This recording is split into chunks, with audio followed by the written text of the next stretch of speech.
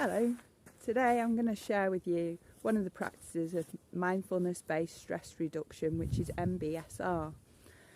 You can often find a local group for mindfulness practices or tune in online and stay in touch with me to learn a little bit online, or connect with me, reach out and come and practice mindfulness here with me at Creative Roots and the Peace of Eye Wellbeing Centre here in Portugal. Mindfulness-based stress reduction is a way to take yourself out of the being of how we behave, where we're just doing. So our mindset is all about like just getting stuff done, where we're going to be today, what we're going to do later, where our mind isn't really in the present moment, and take it back to where we really are, feeling into ourselves and our bodies. It really helps to have a basic practice in mindfulness that you can do most days. Really, it's most effective and can build up your resilience in the way that it helps you to respond to the world rather than react when you do it daily. You can do it even just for a few minutes a day and build up from there. It's not hard to find an extra 120 seconds in the day. It really isn't. So yes, let's share mindful walking. I wanted to share with you a bit of how you manage to walk mindfully whilst walking the dog or just being out, and your head could be other places, especially when you've got instant distraction. The dogs can be quite mindful until they get rather excitable or pull you one way or the other. As you can see, I'm walking Bear at the moment, walking an Estrella, which is the size of a medium-sized human, is quite a challenge sometimes. So here I am out on my walk, and I'd challenged myself to say, come on, how do we find a way to make walking a bit more enjoyable? He's new to me, I'm new to him. He wasn't used to being on a lead, and it was a case of just finding a way to be with each other and be present in the moment. So as he stops, I stop. As he goes, I go. And sometimes as I stop, he has to learn to stop too. And it's good to just, you start off on your walk, and then you'll notice sometimes that you're just so caught up in walking, like I am walking the dog, and that mindset, that you're forgetting to see what's around you. And it really does help to see where you're going. So it's good to look at what you're doing and feel into your body, because your body's intuition is going to guide you and tell you when you should be slowing down, if something's approaching that you might not have noticed. When we're tuned in to what is in our own bodies, we're then tuned in better to our natural environment, which is whatever's outside of it, in a more responsive and less reactive way. This can really help really settle and reset our parasympathetic nervous system, which often is on the run. So what we do is we need to really connect to ourselves to stop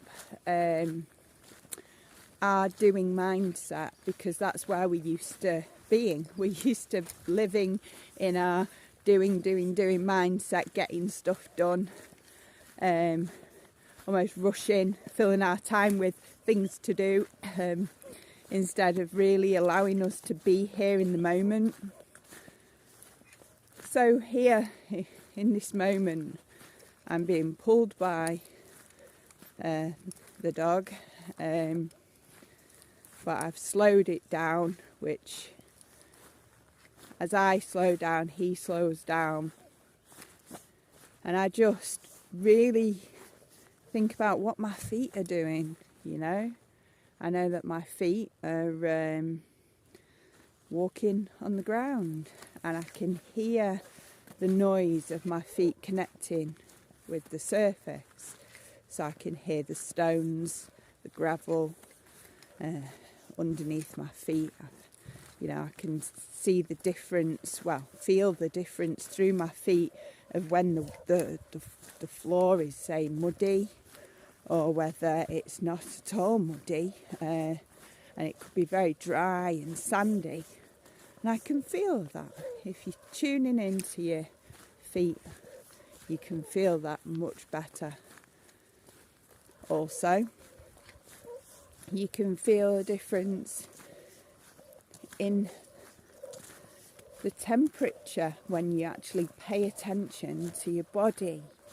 Often your face is uncovered in some way, and you can feel the breeze. You might feel the rain or the wind or the sun against your skin. And you can take a moment to just feel that and allow that. For those of us who've got hair, you can feel things playing with our hair, and that too is beautiful. What we're doing is really connecting with our 5 senses. And the more we allow ourselves to connect to what we can hear, so the birds, the wind in the trees,